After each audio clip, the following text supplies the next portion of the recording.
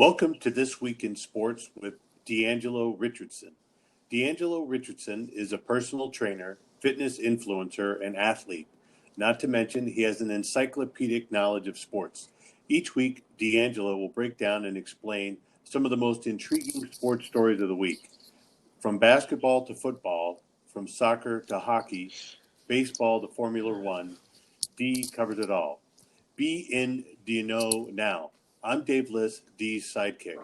In this episode, D will discuss how he stayed healthy, active, and up to date with sports during the holidays, give an update on the NFL playoffs, Super Bowl picks, and COVID's impact on various teams. He will also preview the wild, wonderful 2021 NBA season, give a wrap for the NCAA college football championships, and explain how the pandemic may be changing our New Year's resolutions. So, Dee, tell us about your holiday season. How did you keep COVID safe, keep up with sports, and keep everything low-key, safe time? Dave, thank you for the introduction. Long time, no talk.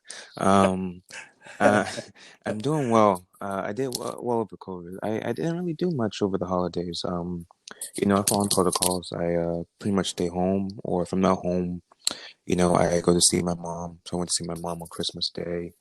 My brother and sister were here, and my brother's wife, he's married, so it was good to kind of be with family for once because we didn't get much time during Thanksgiving. So it was good. But basically all I did was that and the gym and then in my room. So I was as COVID safe as possible. How was yours though? Did you do anything? Low-key, just like you're just some immediate family and trying to keep my distance from everyone Yeah, and I get that. keep my mask handy. I was gonna say I even wore a mask because my brother and sister, they are from Delaware, and so I don't know Oh, who they're around or uh-huh. what they've been doing. So when they were around, I wore a mask when I was around them because I couldn't take any chances. So Uh, that's how serious I've been taking the COVID thing, wearing masks even around family. I think that's Uh, I think that's smart, yeah, unfortunately. I know. I mean, hopefully we'll see the end of the light is at the end of the tunnel. So we're on our way, hopefully, Yeah. within the next half year. But yeah, all right, let's get to some sports news. What you got for me? Well, so can you give us a preview of the NFL playoffs? There are 6 games on January 9th weekend. Has there ever been 3 wild card games on both Saturday and on Sunday? So no, so people who are not, big American football fans, this year is the first. This is the first year we've ever had 3 games ever in the same day, let alone 2 days in the weekend. And we call this weekend Wild Card Weekend. It's just another way to say first round. And this year the changes were that or the NFL, I should say, not me. I have nothing to do with it, but the NFL um, So it used to be that the first two seeds, so the teams with the best records in each conference, those two teams will get the first weekend off. And that's usually a big advantage for teams because that means they only have to play 2 games to make it to the Super Bowl. Now, what they did is only the first seeds in each conference get a week off. So everyone else has to play. They added an extra playoff team. So it used to be 6 seeds in each conference. Now there's 7 teams in each conference. So now we get a triple header on 2 days of the week. Of the weekend. Should be a fun weekend full of great matchups and good football. And excuse me. Um, as far as what I'm previewing and what I think might be the best game, I was looking at. Um, well, I have to admit a little bias here because people who don't know, I'm a big Baltimore Ravens fan. And last year we were actually the 1 seed. We were the best team as far as the regular season goes. And then our first playoff game we lost to the Tennessee Titans. And guess who we're playing? The Tennessee Titans. Actually, low key, Dave, you don't know this. I mentioned this to Dina, and I mentioned this to you earlier. I didn't tell you why, but I am actually trapped. We were talking on Thursday, January 7th. Uh-huh. I am actually traveling. I'm going to Charleston tomorrow, Charleston, South Carolina. I'm meeting up with a friend, and then I'm driving to Tennessee to actually watch the playoff game in Really? person. Yes. Wow.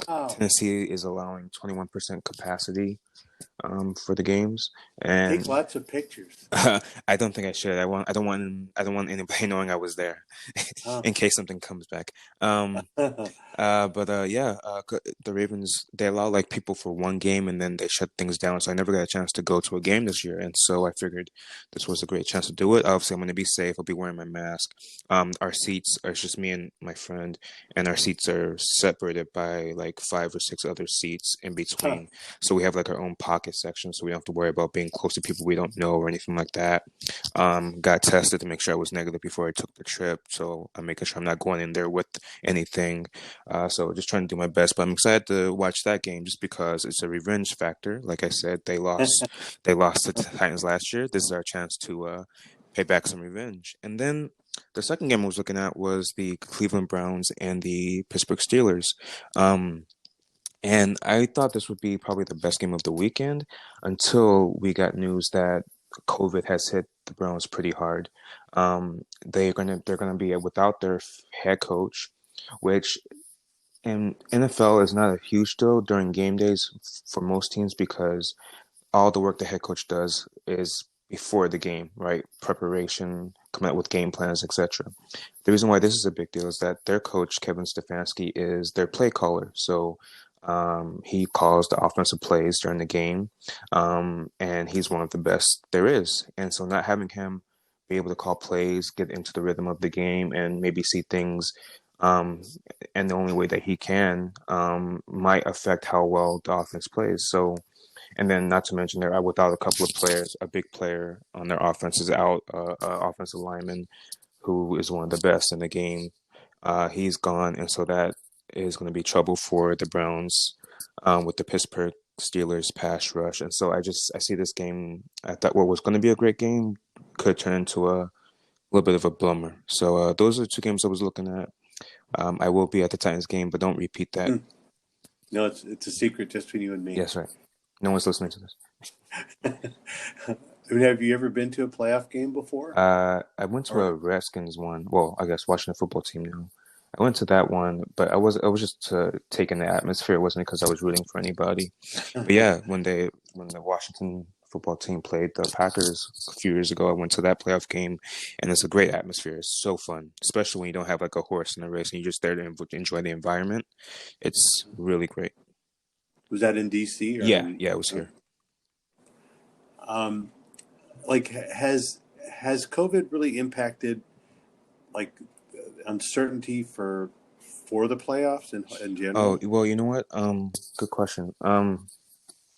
So I think I talked about this last time we did the podcast was that we were worried that, or the NFL had taken questions about if they would do a playoff bubble, right? Like, so once the teams for the playoffs were set, they would put the teams in the bubble within a hometown bubble. So, players would maybe be in a hotel, player staff and everything like that be in a hotel, just to protect the playoff games. Because I mean, it's the playoffs. You don't want teams to lose out on games because they um, either someone had COVID or because of contact tracing. So being exposed to someone who might have had COVID will take you out as well.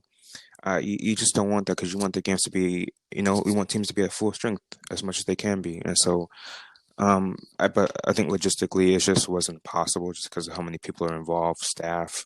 It's not just the players, it's coaching staff, which is like 20 plus, and then you got medical personnel, trainers, and everything like that.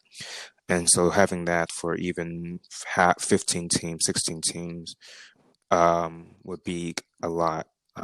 So I understand why they're not doing it. And I mean, it's hard to argue that they got through the season without having to cancel a game. They got all games played, but there's not much wiggle room with the playoffs, right? The playoffs are week to Hmm. week. And so if teams are, the unfortunate part is that teams could lose not because of anything within the game, but because before the game, because someone had COVID or because someone was close to someone who had COVID and they are not eligible to play. So I hope that doesn't become a big story, but it's hard to imagine that it won't be considering cases are spiking and everything across the country. Who do you think will win this weekend, and who are you favoring for the Super Bowl? All right, so if we want to do quick game picks, I would say I pick the Ravens over the Titans. I think the Buccaneers will beat the Washington football team. The Bills will beat the Colts. The Steelers will beat the Browns. Who am I missing? I think I think Seattle will beat the Rams. So those are the games I'm thinking of. And the Saints will beat the Chicago Bears. So yep, I'm going chalk with all those games. As far as the Super Bowl goes, it's hard to go against the Chiefs, the reigning NFL Super Bowl champions, because they're just so talented, and Patrick Mahomes, their quarterback, who was MVP last year, could very well be MVP again this year. He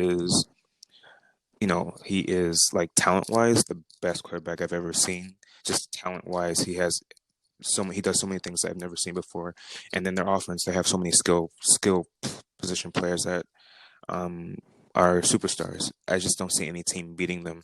And they didn't play well all season, and yet they still only lost one game the whole season. And they didn't play well at all. So it's hard to believe that anyone's going to beat them. But if there was someone who I'd pick, I would say maybe the Buffalo Bills, because their offense is good enough to stick with Kansas City. But their defense is not great, so they might not stop Kansas City. So that's the issue.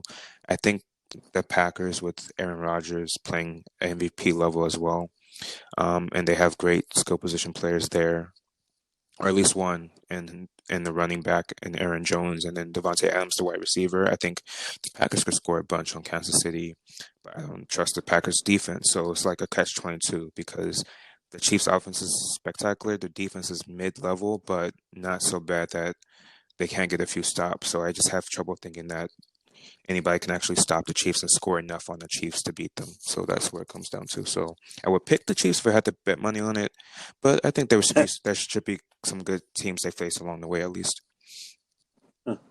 Money well Yeah. spent. What is the state of play for the NBA season? So the reason I wanted to talk about this was because we're a few games into the season. We haven't had any game cancellation except one. We had a Houston Rockets game canceled. Like it was like the first game of the season. Um, But other than that, all the games have been going on per usual. There's been little, if someone had COVID or exposed to COVID, they have to miss at least a week, so 7 days, and which in the NBA can be a lot because they play about 3 or 4 games a week, right? So that can be big implications as far as getting regular season wins and playoff seeding along the lines. But I think the interesting thing about the NBA is just watching the games in these giant arenas, not having any fans there except in like Tampa Bay where the Toronto Raptors are playing. So Toronto is from Canada, obviously, and they have to play games in Tampa Bay, Florida, because of COVID restrictions of traveling, so on and so forth. And so it's just weird to see. Just it's a weird vibe to watch it, and it's just hard to see that there's no like real home court advantage anymore. I think the biggest thing about the NBA is that home court means a lot, especially when it comes to playoffs, but just in general, um, teams don't have those fans to kind of feed off of. They don't have that adrenaline from people cheering or maybe even people booing if they're the opposing team. It's just straight basketball, and so that leads to some games that can be kind of dull because if there's some teams ahead by a big margin, we've seen a lot of blowouts. The other team usually doesn't come back from that. We haven't seen any comebacks like that, um, and it's weird vibe. That's really all I can say. I found it interesting. I'm still watching just to keep track of it, but it's just different than I feel like I don't really notice it in football because in football they don't show the fans too much during the game, but in Hmm. basketball you got fans on the court, you got the arena, yeah, fans cheering super loud, and it's just different. So that's Hmm. all. So we'll see how it goes, but so far so good. They haven't had any major issues yet, so they're doing their job, and wishing them the best as we kind of continue through this season. Yeah, they did well Yeah, with the last bubble, season. yeah. Fascinating. What are your thoughts on the NCAA college football championship and this year with the COVID plagued college football season? Uh, Will there be any delays? so the new story with the college football, so American college football, and first off, let me tell this to people who maybe listen to this who maybe not be who might not be American, maybe not have gone to school here as far as university or college. I don't know any other place in the world where like college sports is as popular as it is here in the United States, and that's just because there's so much loyalty to people's alma maters, like the schools they went to, right? And so there's so much passion in college football. Um, with that said, um, I personally have not felt like the season has been great. They've gotten through it as much as they could with a bunch of cancellations. A lot of teams only playing like 5 or 6 games. Like Ohio State before the playoffs only played 6 games, while like Alabama and Clemson and all the rest play like 10 or 11 or 12 games even. Um, and I think part of it is because these players don't get paid for this. Like they're risking their health for entertainment. Hmm, And it doesn't sit well with me. Like I can good handle it point. with the NFL because they're getting paid to play at least. These kids are not getting paid and not getting paid to put their health at risk, really. And I know COVID hasn't, COVID is not super high risk for young athletes like this, but all it takes is one. We already saw the one kid, Keontae Johnson, in football and basketball. He had that collapse that we talked about last time, and it was revealed that he had COVID earlier in the summer, and that might have contributed to his collapse and everything. I mean, so with all that said, anyway, Ohio State um, has had a good number of COVID issues leading up to the championship game, which is supposed to be Monday. The college football committee does not want to cancel the game unless the team doesn't meet the threshold of 53 scholarship players and having a certain number of position group players available. So position group means like offensive linemen or defensive linemen or cornerbacks or these there's different positions for football players. So if they don't have the right amount of position group players, then that might be reason for cancellation. I don't think it's gotten there yet, which is why they are trying to not cancel or not. Sorry, not cancel. They don't want to postpone this. But Ohio State is still dealing with it. They had 3 games canceled this year. Tons of roster changes.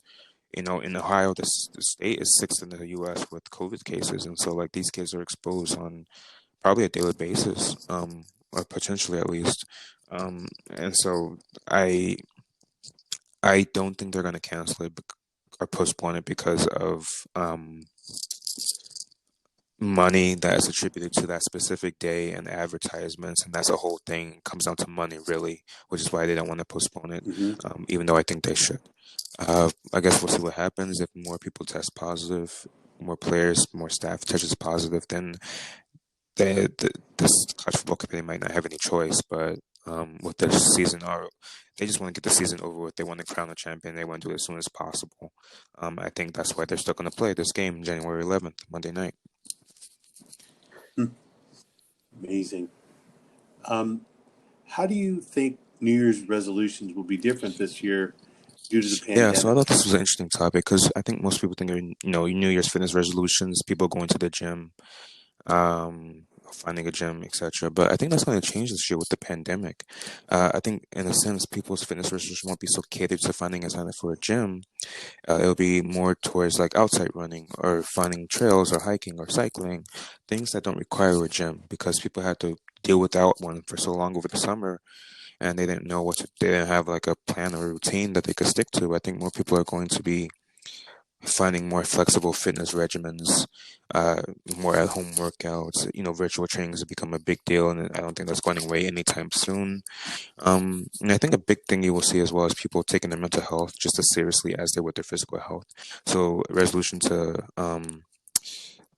stay healthier, do meditations, yoga, things that help with that mental health. Because I know a lot of people have had um, trouble mentally, just feeling depressed or anxious about staying home, quarantining, not being able to see people and family or friends that they love. So I think you'll see a lot of resolutions geared towards that this year. That makes a lot of sense. Um, thank you, Dee, and thank you, listeners, for tuning in.